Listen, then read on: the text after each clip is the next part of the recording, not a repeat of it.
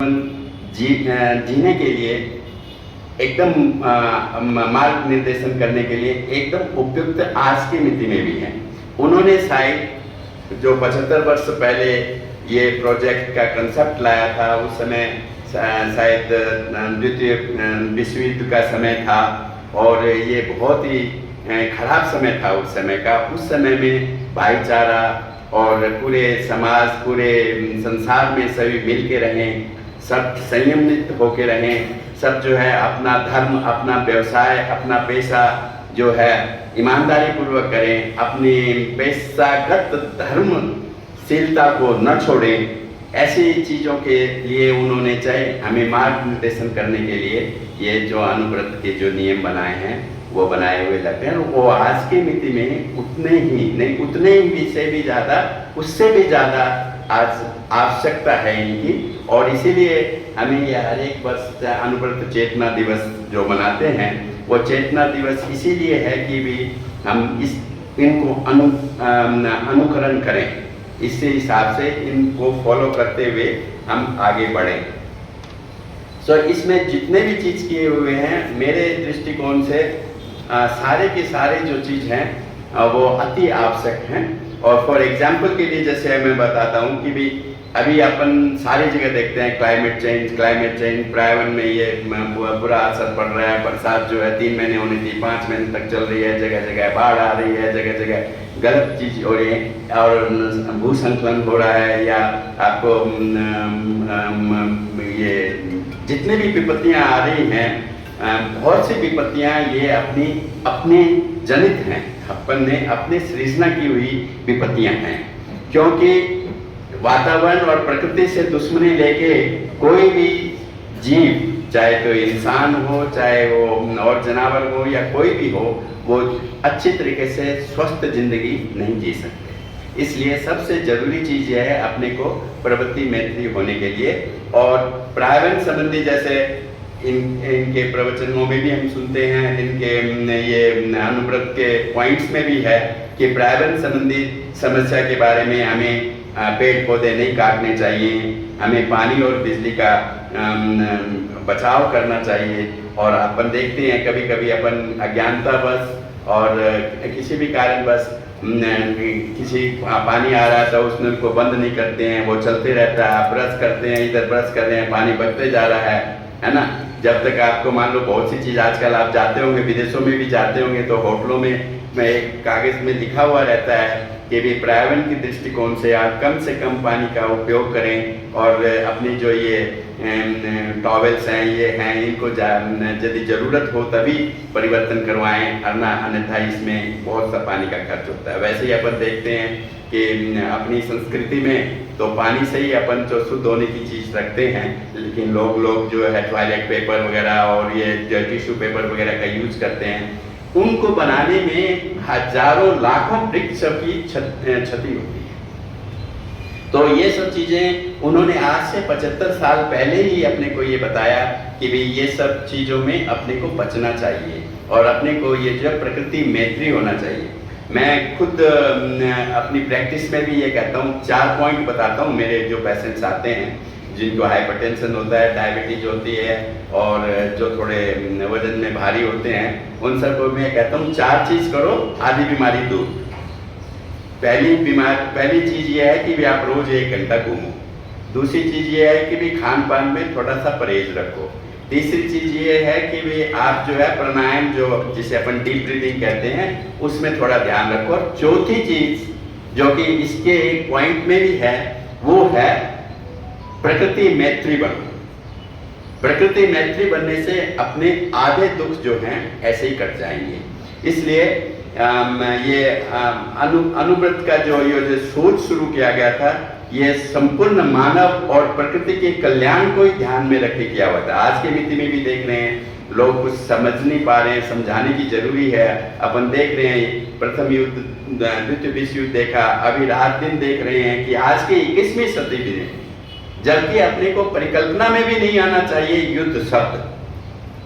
युद्ध शब्द आज की मिति में इतने एडवांस वैज्ञानिक संसार में अपन ये कहते हैं कि भी आज की मिति में युद्ध हो रहा है, कहीं इजराइल वाले लड़ रहे हैं, कहीं यूक्रेन वाले लड़ रहे हैं, कहीं तीसरी जगह पे लड़ रहे हैं। तो ये सब चीज़ें जो हैं और अपने को ये बताते हैं कि भी अपने को संयम होना बहुत जरूरी है और अनुव्रत के नियम को पालन अपने को करना चाहिए। इससे जैसे अब मैं ये एनसीडी के बारे में ही बता रहा हूँ, जैसे अपने ये डायबिटीज़ हैं, हाइपरटेंशन हैं और अभी नौलखा जी ने भी बताया कि सबसे इम्पोर्टेंट चीज़ इसमें जो एक मेरे को जो लगी वो है अपनी पेशागत संहिता। चाहे मैं डॉक्टर हूँ तो मेरे को डॉक्टर में होने वाले जो एथिक्स हैं, जो डॉक्टर में जो एक आचार संहिता होती है उसको पालना करने का बहुत सी चीज़ें होती हैं। कभी हम अनजान में करते हैं, कभी थोड़े से अल्प लाभ के लिए कर जाते हैं। जैसे हमारी पेशा में ही देखा जाए तो हो सकता है कि भाई मैं अकेला हूँ, मेरे को कोई विकल्प नहीं है, मैं जितना पैसा मांगूंगा उतना मिल जाएगा। तो ये भी एक आचार संहिता के विपरीत वाली चीज़ है। किसी को 100 इन्वेस्टिगेशन की लिस्ट है, उसको 5 कराने से ही काम चलता है और मैं 50 में बिना मतलब की कराता हूँ, तो वो भी आचार संहिता का उल्लंघन है मेरे दृष्टिकोण से। और इसी तरीके से अब व्यापारी, यहाँ तो मोस्टली व्यापारियों से ही संबंधित होगा, तो व्यापार में भी बहुत ज़्यादा ज़रूरत है इस चीज़ की। मैं ये हालांकि आप लोगों ने सभी कहा होगा, इन्होंने सबके लिए आचार संहिता बताई है, एक के लिए नहीं है कि कोई जो कि 40 साल के बड़े हो गए या 50 साल के ऊपर चले गए उनके ऊपर ये आचार संहिता की जरूरी है। मैं इसमें पढ़ रहा था, उसमें बहुत अच्छा लिखा हुआ है कि ये स्टूडेंट के लिए भी उतना ही इम्पोर्टेंट है कि स्टूडेंट को कभी भी अनफेयर मीन्स से पास नहीं होना चाहिए। ये टीचर के लिए भी ऐसा इतना ही जरूरी है कि वो कोई लाभ प्रलोभन में पढ़ के किसी को अन्यथा करके उसको फेल करना या पास करना नहीं चाहिए। और बिजनेसमैन में तो ये और ज़्यादा जरूरी है। आप खाद्यान्न बेचते हो, उसमें आप मिलावट करते हो तो नहीं करना चाहिए, है ना। और कोई चीज़ ऐसी है जो कि बिक्री वितरण नहीं करनी चाहिए तो नहीं करनी चाहिए। वो आपकी वो मैंने अनुवर्त की उसी वेबसाइट से ही देख के ये सब थोड़ा बहुत सीखा है। और एक अच्छी बात, अच्छी कहो या उसको बुरी कहो, जो भी कहें आप, लोग इसको लाइक कर भी सकते हैं, नहीं भी कर सकते हैं। आज का सबसे बड़ा रोग क्या है?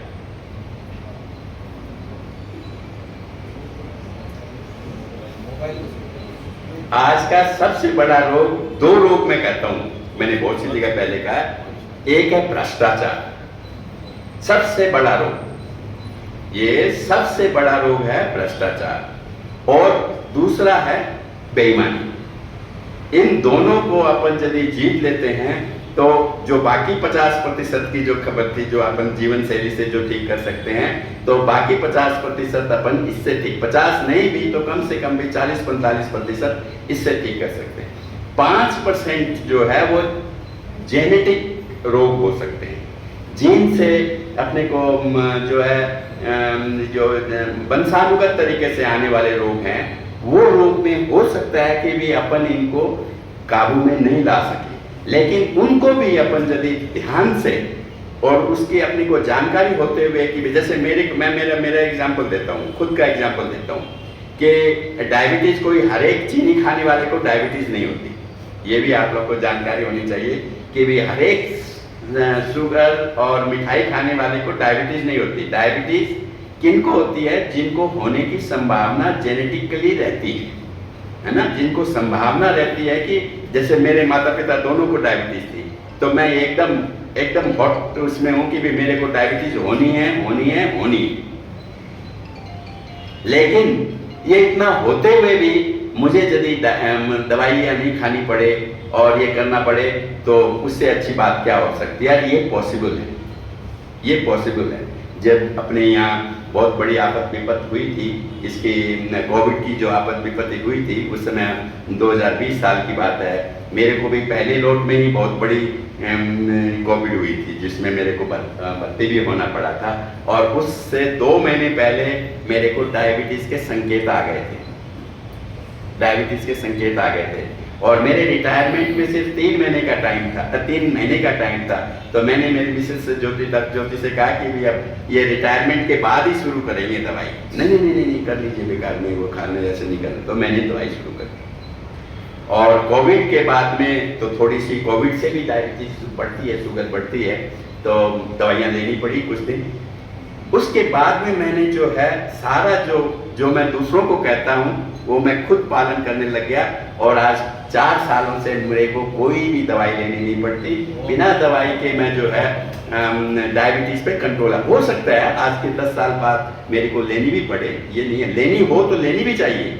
इसमें भी गफलत नहीं करनी चाहिए कि भी नहीं मैं तो बिना दवाई के ही मेरा प्रेशर है, एक बार दवाई शुरू कर दूंगा तो फिर लेते रहना पड़ेगा, ऐसी गलतफहमी भी नहीं रहना चाहिए। अपना उद्देश्य ये है कि भी अपने को स्वस्थ रहना है। स्वस्थ रहने के लिए जो चीज़ें हैं जो अपन दैनिक जीवचर्या से हैं और या अपने खान पान से हैं, इस सब चीज़ों से अपने को अच्छे चीज में रहना है। एक कहावत, एक छोटी सी सेइंग मैंने पढ़ी थी कहीं पे, वो मैं यहाँ उद्धृत करना चाहता हूँ।